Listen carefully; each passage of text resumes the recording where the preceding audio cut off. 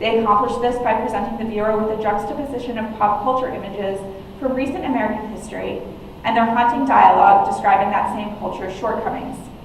Bruce High Quality Foundation is recreating Boy's personal ritualized confrontation with the United States, as he did in I Like America and America Likes Me. However, the foundation is taking it past the pure performance of Boys and moving into a collective experience for the public in the museum space. What seems to be the biggest issue in this piece for critics is its physical location, the Whitney Museum of American Art. How is it that a foundation whose piece claims to condemn the art world exists and operates solely inside its grasps? It seems hypocritical at first glance. However, a 15-minute cab ride away from the Whitney, their own Bruce Biennial was offering an alternative.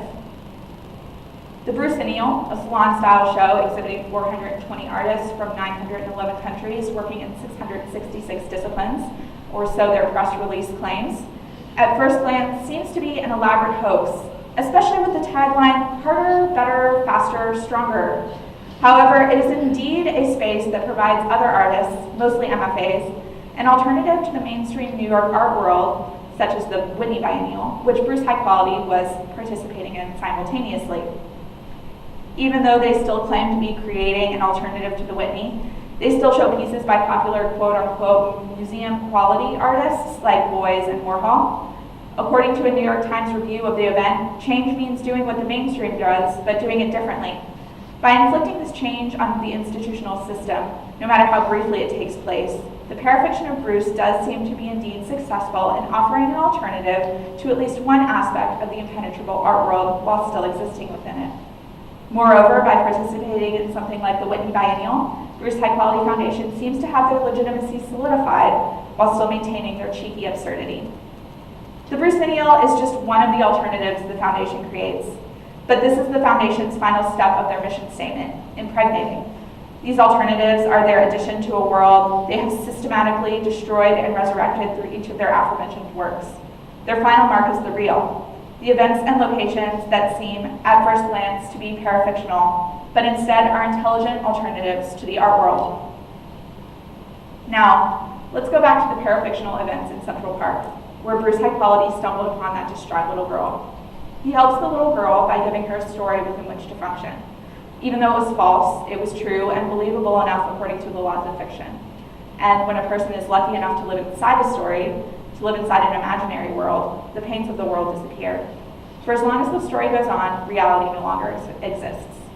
The late social sculptor is in the business of wiping away tears and remedying situations with the story of the way things could be, and ultimately helping to rewrite a broken history. The next time you're in Central Park, I encourage you to look for Bruce, probably driving by in his refurbished Cadillac Miller Meteor. Thank you.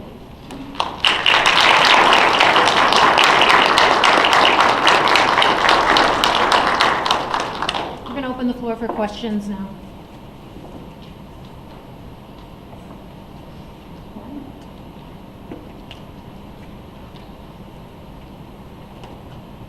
Yes. So, I guess my question relates to your role as a researcher. I can't help but compare your topic with something like Wikipedia, where as a researcher you have a responsibility to sift through information or perhaps disinformation, and then move forward with that. How do you think this type of collective helps or hurts you as a researcher?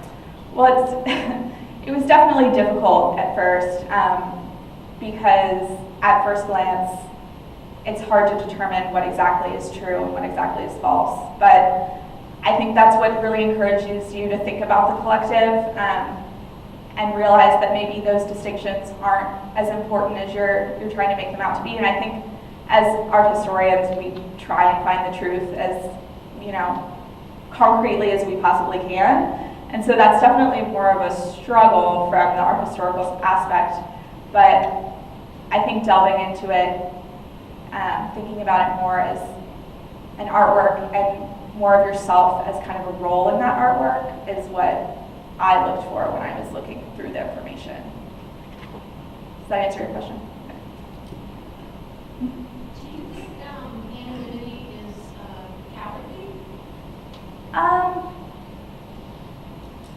No, not particularly. In their case, I think it just assists in creating their facade. They're pretty open about it.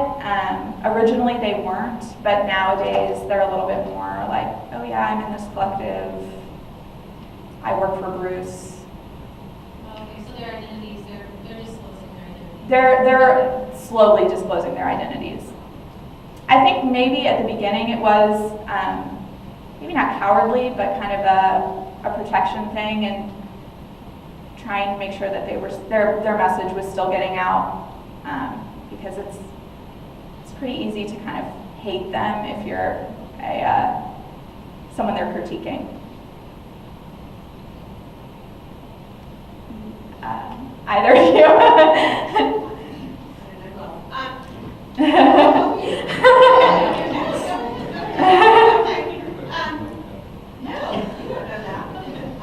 Well, mine's going to kind of weave together. I see this group as really actually part of a lineage, that goes back to the Salon de Montaigne, where there's an insider and an outsider artist that are critiquing, and then even Michel Foucault, who was asking, what is an author? Duchamp's Absolutely. And my question is, these outsiders and this critique and this kind of faux or what would they call para-fiction, para-fictional ideas, and it's similar to what was asked over here. Is there a problem or a potential of denigrating the discipline or the academic discipline of art history in this, or does it fall in the danger zone of someone like Banksy, who is critiquing things, and then once they become popular, they can start selling things? Like, how far are they going to take this? Do you know? Well, they're represented by Vito Schnabel, so they're pretty well known. Okay. Their artworks do sell for a good amount. I recently looked up and a couple auction prices, and it was pretty astronomical. But I think that's kind of the beauty of it, that they're critiquing something but also existing within it. I think eventually it could become a problem, especially if their message is if their message really inflicts a lot of change in the art world, then I think clearly they're kind of killing themselves at the same time, but I also think that's sort of their function. So it's a difficult question for sure. Yeah? Isn't it possible that this is less about the art world critique, even though that's part of it, and more about the idea of subjectivity and truth and contextualization of truth, which, apparently in our political system today is rampant? Don't you think that's possible? Because that's a larger, more kind of honorable approach than making a critique on the art world and then turning around and utilizing it for your own gain. Yeah, I think that's a good way to think about it as well.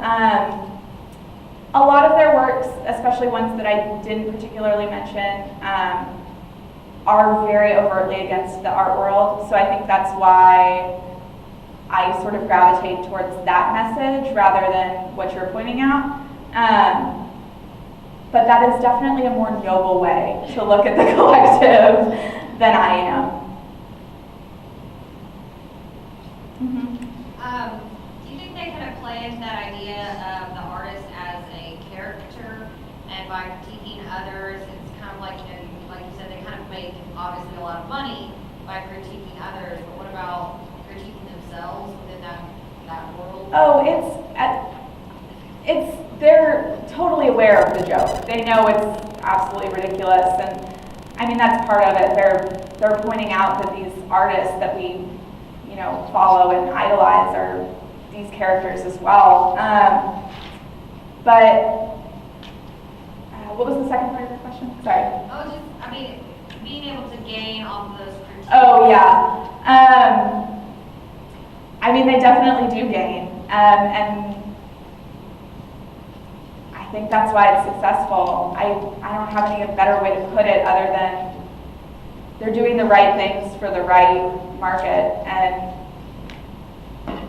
doing it successfully enough that people notice it and understand what their message is, but they're not pissing off too many people.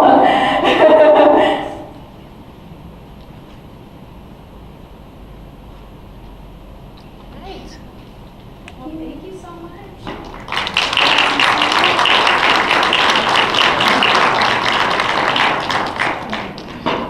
Our next speaker is Caitlin Clay. She's coming from the University of Dallas, and she's going to be presenting on appropriation or originality, an analysis of Roy Lichtenstein's pop art subject matter and its relationship to appropriation, to Cubism.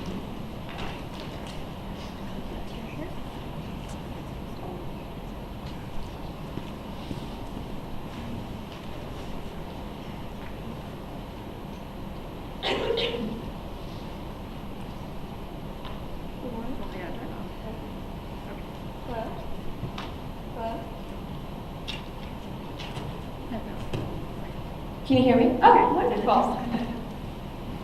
Good morning, everyone.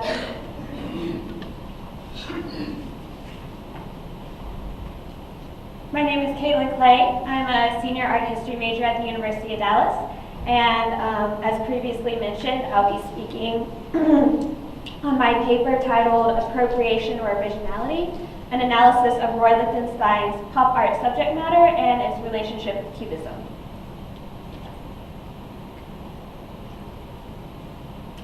So the primary focus of my paper is Roy Lichtenstein's painting Femme d'Alger from 1963. However, I will begin with a short introduction into pop art. Pop art was an American art movement in the late 1950s and early 1960s, which began in part as a reaction against abstract expressionism. One of pop art's defining and most critiqued components was its artist appropriation of subject matter.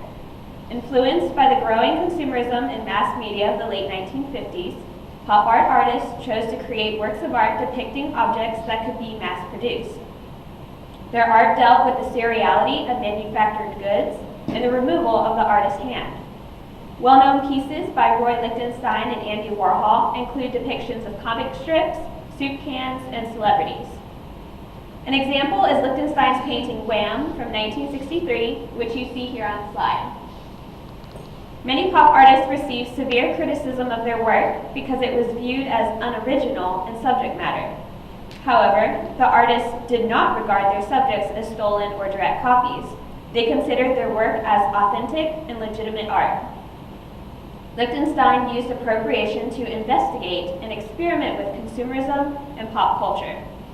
He painted using Ben-Day dots, a form of printing newspapers and comic books using colored dots, in order to make his paintings seem manufactured.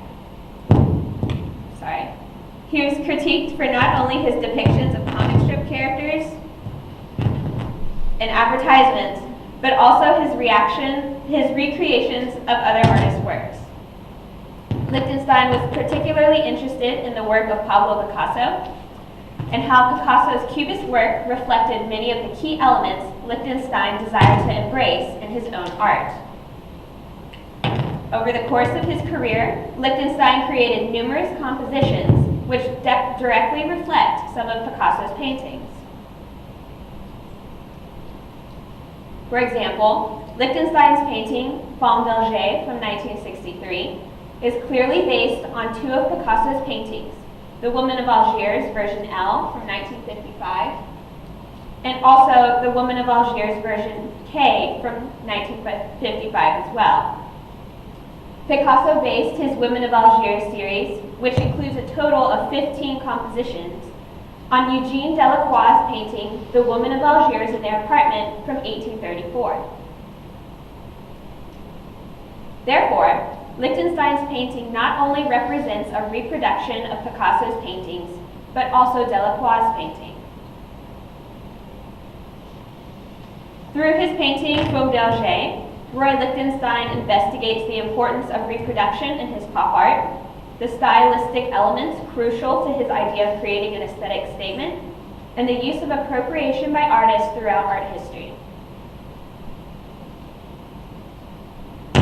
Lichtenstein attended many art classes while growing up, and at the age of 16, he decided he wanted to be an artist. In the fall of 1940, Lichtenstein began attending The Ohio State University. While attending, just one second. Okay, hopefully that'll work. While attending classes for his undergraduate degree, Lichtenstein met Hoyt L. Sherman, an art professor who proved to be extremely influential on Lichtenstein's ideas about art making.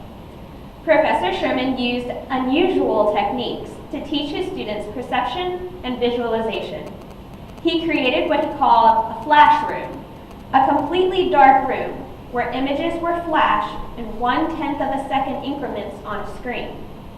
Students sat in the room and were supposed to draw what they saw.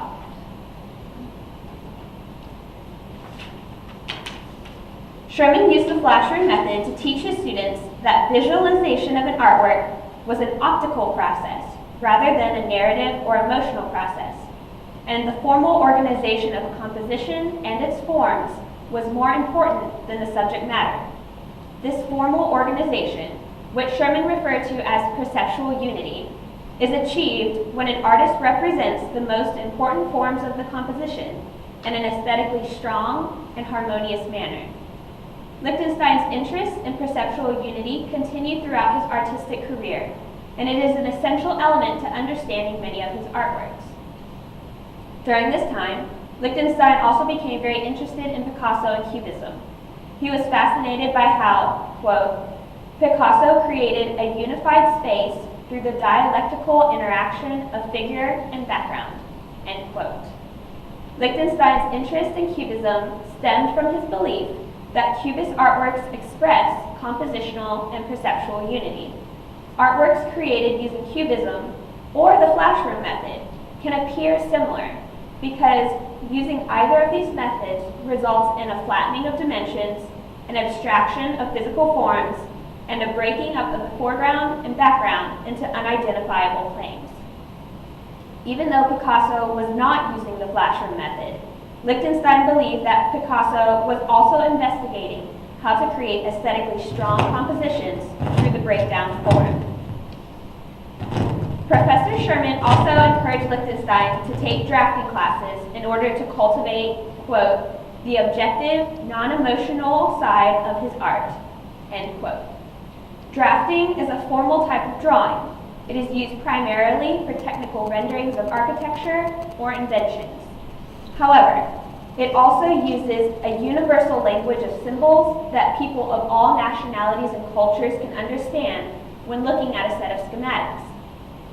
Lichtenstein's interest in universal symbols may have begun during his drafting classes. Lichtenstein became increasingly fascinated with the idea that certain shapes or lines are decipherable as creatures or goods when drawn in a particular way. For example, you as a viewer understand this picture to be a house.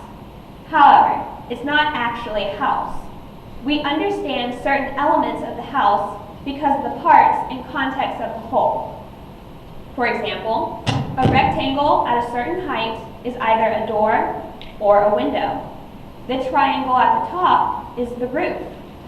Arguably, rectangles are the best form to depict a door or a window because that shape is the most commonly recognized form of a window. What I have just explained about the house is essentially what Lichtenstein was fascinated by and would investigate in his later pop-inspired paintings.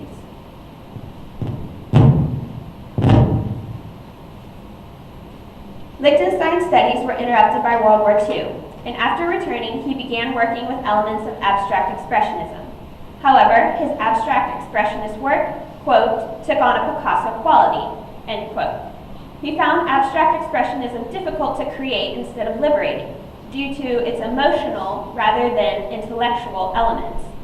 Lichtenstein's methodology held that painting was, quote, not a method of self-expression or recreation of natural beauty, but instead as an intellectual exercise of dialogue between artists, end quote. He would address this dialogue in his Picasso-inspired paintings later in his career. While he struggled with creating abstract expressionist works, pop art began. Lichtenstein's first pop paintings were largely influenced by abstract expressionism. He first showed them to Alan Capral, who encouraged Lichtenstein to continue creating paintings with cartoons, such as Mickey Mouse and Donald Duck as their subject matter. None of these very early works survive, but their predecessors, such as Look Mickey from 1961, which you see here, became the source of public scrutiny, criticism, and praise. With their inception and development, a new style was born. This style was characterized by a new color scheme: red, yellow, blue, black, white, and sometimes green, as well as the implementation of the Ben-Day dots. Ben-Day dots were used to depict shading and colors in printed materials and became very popular for comic book illustrations and for printing newspaper images during the 1950s and 1960s. Lichtenstein used them in his paintings because he wanted people to associate his artworks with mechanized creation. He also thought the dots pointed out to his viewers that his paintings were not really Picasso or Matisse paintings. They were fakes or reproductions. Through Ben-Day dots and his new color palette, Lichtenstein was eventually able to start his intellectual conversation with artists already accepted into art history. Lichtenstein's definition of pop art and his artist statements are important to understanding how he viewed the process of appropriation. Lichtenstein defines pop art as, quote, the use of commercial art as subject matter in painting, end quote. In his opinion, commercial art included cartoons, such as Mickey Mouse, comic book characters, advertisements for everyday goods, and reproductions of important art. These were all popular, contemporary sources of inspiration for his art making. To Lichtenstein, there was no difference between an advertisement for hot dogs and a reproduction of a Picasso painting in a book. They were both commercial art. They were both printed materials. Therefore, Lichtenstein's subject matter could theoretically have been anything. However, he deliberately chose to recreate certain comic book images and certain famous artworks. His reasons for doing this are based upon his past experiences with the flashroom method and drafting. Bear in mind that the flashroom method is important because it shaped Lichtenstein's belief that perceptual unity is the most important element of art making.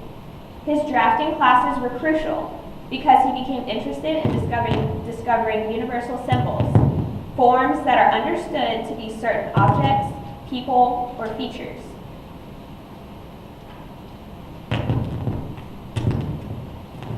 One reason Lichtenstein made so many paintings using comic book scenes and characters was because of his interest in line and how to best depict a universal symbol of an explosion, woman, plane, etc. Lichtenstein believed a certain line or shape could be understood by a viewer to be a particular feature when viewed in a specific context. He thought that some lines or shapes were more ideal at portraying individual characteristics than other lines or shapes. For example, a wiggly line can be an